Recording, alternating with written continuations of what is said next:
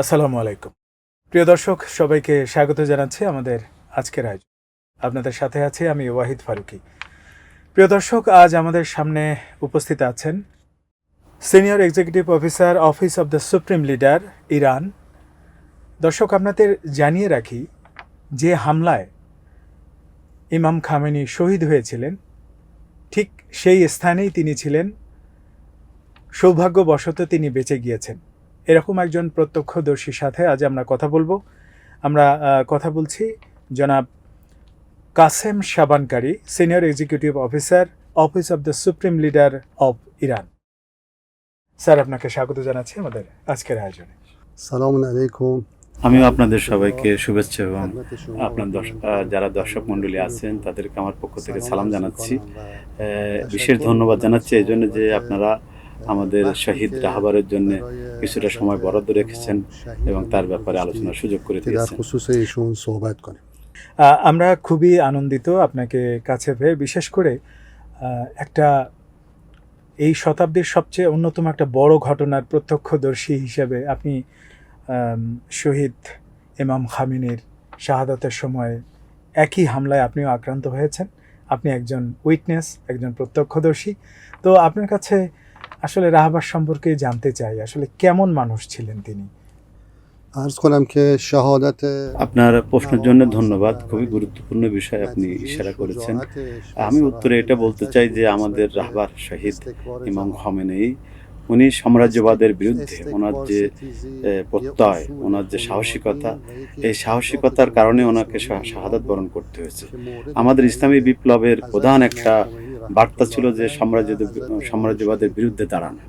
আমাদের মহান নেতা ইমাম খামেনিরও পলিসি ছিল সাম্রাজ্যবাদের সবসময় বিরোধিতা করা, এবং সেই ধারায় আমাদের শহীদ রাহবার এই একটা জায়গা অকুতোভয় থেকে সাহসিকতার সাথে উনি সাম্রাজ্যবাদের সকল জুলুম, অত্যাচার, অন্যায়ের বিরুদ্ধে উনি সাহসিকতার সঙ্গে দাঁড়িয়েছেন, কথা বলেছেন। তারা এটা সহ্য না করে হয়তো তাকে শহীদ করার সিদ্ধান্ত নিয়েছে।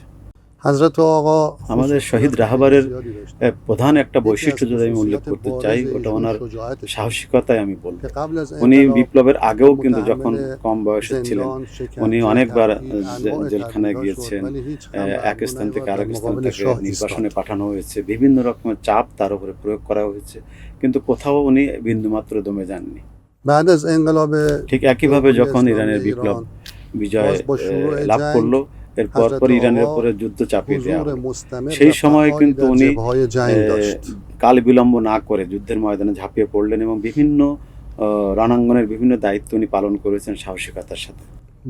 ওনার যে সাহসিকতা ছিল, বিচক্ষণতা ছিল, জনগণের পক্ষ থেকে ওনার প্রতি সমর্থন ছিল, এবং সর্বোপরি আল্লাহর পক্ষ থেকে তার যে একটা আল্লাহর প্রতি তার আস্থা এবং ভরসা ছিল, এই সকল শক্তি মিলে তিনি সব সময় বিপ্লবের পক্ষে এবং এই সাম্রাজ্যবাদের বিরুদ্ধে উনি অটল দাঁড়িয়েছিলেন।